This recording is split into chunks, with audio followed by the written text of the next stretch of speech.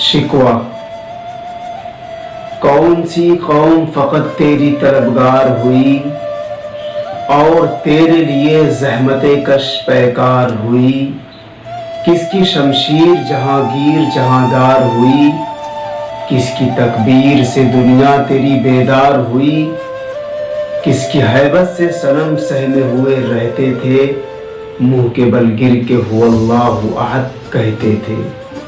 जवाब शिकवा। कौन है तारिक आईने रसूले मुख्तार, मसलहत वक्त की है किसके अमल का मियार।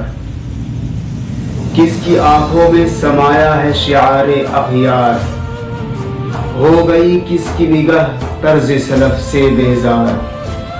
कल्ब में सोज नहीं, रूह में एहसास नहीं, कुछ भी पैगाम मोहम्मद का तुम्हें पास नहीं।